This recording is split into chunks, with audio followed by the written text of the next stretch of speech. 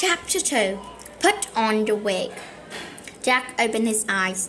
He looked down at his clothes. He was wearing a blue velvet coat, a long vest and knee-length pants. His shoes were black and shiny buckles. Jack looked up at Annie and burst out laughing. Her pigtails changed into thick, copter-shaped curls. She was wearing a pink dress covered with laces and bows. There was a big hoop underneath her skirt to hold it out.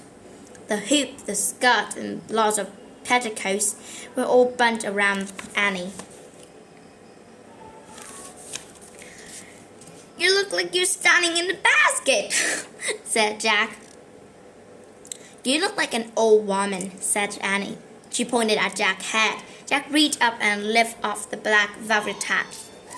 But something else was on his head too. He pulled off a white wig with curls on the sides and ponytails in the back. "A wig?" said Jack. His nose tickled. He sneezed. The clouds of white powder puffed from his wig. "It's covered in powder. I can't wear this." "Yes, you can," said Annie. "If I have to wear this," she shook her dress, "you have to wear that." "But why are we dressed this way?" asked Jack. "Because we are going to a fancy party in the palace a long time ago," said Annie. "Okay, but where's the palace?" said Jack. Jack and Annie went to the window and looked out. They landed in a row of trees that lined in a cobblestone street. At the far end of the street, glittered horse-drawn coaches and were packing outside tall iron gates. "I wonder if the palace is one of those gates," said Annie, pointing. "I don't know," said Jack. "I wish we had a research book to help us." "Merlin wants us to rely on a wits and a talent," said Annie. "Yeah," said Jack, "whatever that means." Bell rang in the distance. "Bong, bong, bong, bong, bong." "5 bongs," said Annie. "What time is the party?" Jack looked at the invitation and read aloud. 5 o'clock in the evening." "Oh no, he's going to be late," said Annie. "Put on the wig." Jack crammed his wig back onto his head and put on his hat.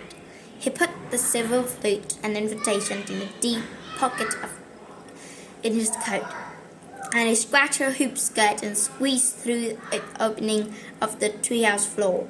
"It's hard to climb the rope ladder with this dress," she said. "Be careful, go slow," said Jack. "But we have to hurry," said Annie. He jumped off the ladder and landed on the ground. Jack hurried down the ladder. "You okay?" He asked. "I'm fine," said Annie, standing up. "Just got a little dirty." She brushed off her dress. "Let's ask one of those guys about the palace." He pointed toward the coach driver around outside the iron gates. "Hurry!" Annie started to run. Her skirt swung wildly from side to side like a giant bounce. "Slow down," said Jack, rushing up to catch with her. "You can't run in that big skirt. It looks ridiculous. Besides, we need to discuss our mission before going to the party." "It's simple," said Annie. "We're looking for a brilliant—" I know, artist," finished Jack. "But how will you find this person?" "We'll get to the party soon enough," said Annie. "Let's find the party." Jack and Annie walked toward the fancy coaches parked near the gate. "Where's our invitation?" asked Annie. "Here." Jack pulled the invitation out of his pocket. "Excuse me," said Annie, walking up to the driver on a golden coach pulled up with 2 white horses. "We're looking for the summer party." Jack showed the invitation to the man. The delivery nodded approachingly. "Ah, so you are the guest of the Empire family," he said. "But why are you riding on foot? Where's your coat?" "Our driver left it back there," said Annie, pointing down the street. I fear he left you out too soon," said the driver. "You still have quite a distance to go." "We do?" said Annie. "Yes," said the driver. "I have already delivered my employer and his family to the palace. I will wait here until the party ended, but if you like, I can take you there." Young noble should always arrive in coach. Oh, thanks, said Annie. Jack straightened his shoulder and tried to look noble. My name is Josephus, said the man. Come, let me help you up. Joseph held out his hand, and he took it, and Joseph helped up into the cushioned leather seat.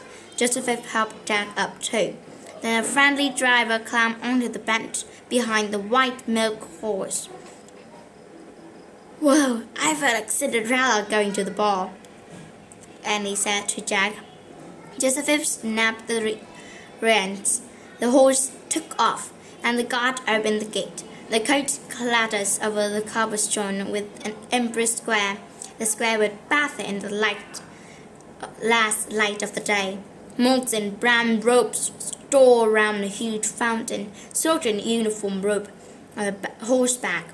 Far side of the square was a long building. It was bright yellow walls and dozens of windows that flashed with the light on the setting sun. Is that the summer palace, sir? Annie called to Joseph. Yes, indeed, Joseph said over his shoulder. And there was much more that we cannot see. Behind the palace garden was nearby 300 acres. There's beautiful flowers, orchards, fountains, and a zoo. A zoo? Said Jack. Hello, boys and girls, came a high little voice. A close blue coat passes them. A small boy wearing white wig and calling from the window. He pointed at Jack and laughed. Your wig is crooked, he shouted in his high voice. Before the boys could say it more, someone pulled him back to the window. The blue coat rumbled away. What an annoying kid, said Jack. Is my wig crooked? A little. And lift Jack out off.